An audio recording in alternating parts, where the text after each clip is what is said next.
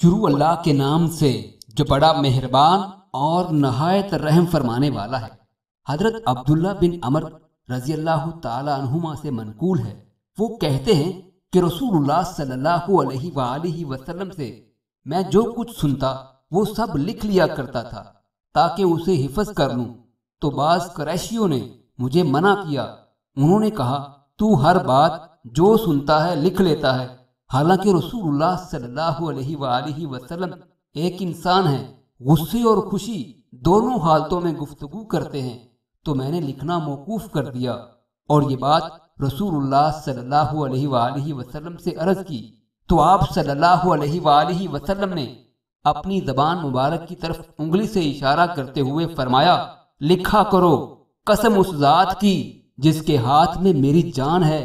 اس سے سوائے حق کے اور کچھ نکلتا ہی نہیں ہے۔